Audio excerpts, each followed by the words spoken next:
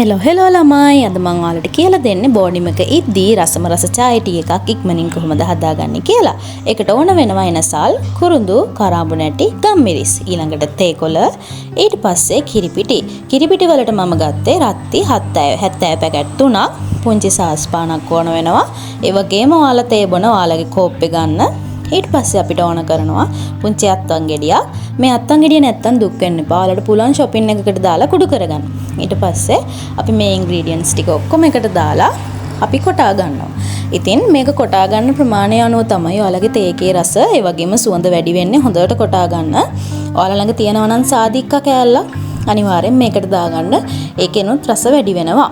ඉතින් මේ විදිහට හොඳට කොටාගෙන ඊට පස්සේ අපි අපේ තේ බොන කෝප්පෙන් පුරවල දෙකක් වතුර දෙකක් දාගන්නවා සාස් පානට.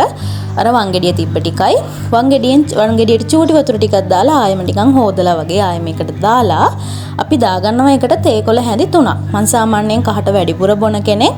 ඉතින් ඒ නිසා මං 3ක් දාගත්තා. ඊටත් වැඩියෙන් බොනවා නම් ඔයාලට 4ක් දාගන්න පුළුවන්. නැත්නම් 2ක් දාගන්න පුළුවන්. ඊට පස්සේ අපි ඒක තැම්බෙන්න තියලා අපේ කිරිපිටි පැකට් ටික ලොකු කප් එකකට කෝප් එකකට දාලා අපි ඒකට අපේ අර කෝප්පෙන් පහෙන් එකක් වගේ වතුර දාලා හරිම උකුවට ඝනකමට අපි දියරයක් වගේ හදා ගන්නවා. අපි අර කිරිපිටි ටික වතුර වැඩි කරන්න නැහැ. එතකොට චාය ටී එකේ උකු ගතිය නැති වෙනවා. අපි ඊට පස්සේ මේ විදිහට කලවම් කරලා හදා ගන්නවා. ටික වෙලාවක් යද්දී අපේ අර දියර මිශ්‍රණය තේකොළ එහෙම දාපු එක හොඳට දුඹුරු පැහැයට හැරෙන ගමන් පැහැෙනවා. අවසානයේ ෆයිනල් විදිහට අපිට මේක බලා ගන්න පුළුවන්. ඊට පස්සේ අපි ඒකට ගෑස් ලිප් ඔෆ් කරලා අපි හදාගත්ත අර කිරිපිටි මිශ්‍රණය ඒකට දානවා.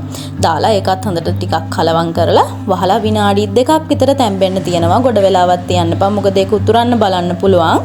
මේ විදිහට තමයි අපේ චාය ටී එක හදාගන්නේ. ඊට පස්සේ ඒක මේ වගේ පුංචි පෙනරකින් ඔයාලගේ කෝප්පෙට පෙරලා ඔයාලා කැමති විදිහකට සීනි ඔයාලට ඇති තරම් දාගෙන අඩුවෙන් හෝ වැඩියෙන් දාගෙන බොන්න පුළුවන්. මේ තමයි මගේ චාය ටී එකේ ෆයිනල් ලුක් එක. ඊළඟ දවසේ තව වීඩියෝ එකකින් මම ඔයාලව හම්බෙන්න රසම රස කෑමක් එක්ක. එහෙනම් බයි බයි.